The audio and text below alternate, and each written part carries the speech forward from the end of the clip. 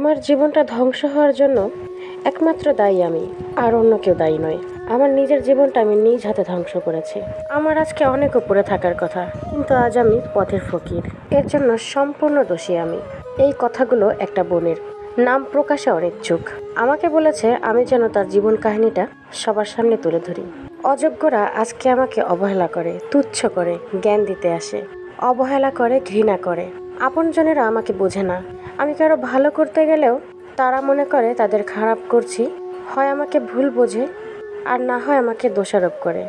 আমার আব্বা আমাকে খুব ভালোবাসতেন, এতটাই ভালোবাসতেন যতদিন সে জীবিত ছিল আমি কখনো সেটা বুঝতে পারিনি যে সে আমাকে এতটা ভালোবাসতেন।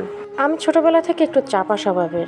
আমার কিছু প্রয়োজন হলে আমি কারো কাছে কিছু চাই না, কিন্তু সে ঠিকই বুঝে যেতেন আমার কোনটা প্রয়োজন, কোনটা অপ্রয়োজন, কোনটা বিলাসিতা। আমি মনে মনে চাইলেও ঠিক সে সামনে এনে উপস্থিত করে দিতেন।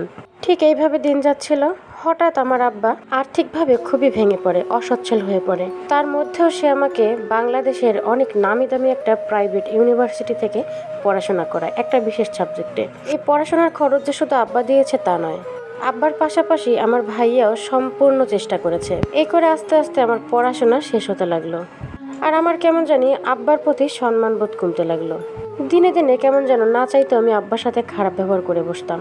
আমার আব্বা মনে মনে কষ্ট পেতেন, কিন্তু কখনো প্রতিবাদ করতেন না। একটা সময় সে আল্লাহর কাছে চাইতে লাগলেন আল্লাহ যেন তাকে নিয়ে যায়।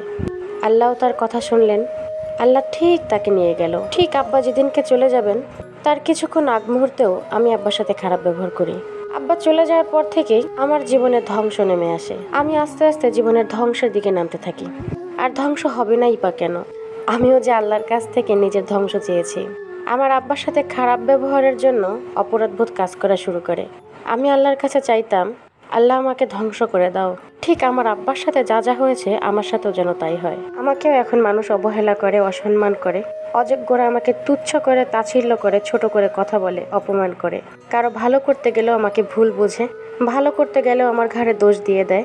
আমার জীবনের ধ্বংসের জন্য আমি একাই দোষী। 50 বছর বয়সে আমার আব্বা যেটা ফেস করেছে, 22 বছর বয়স থেকে আমি সেটা ফেস করা শুরু করেছি। এটাই বুঝি প্রকৃতির বিচার। প্রকৃতি কখনো কারো দায় রাখে না।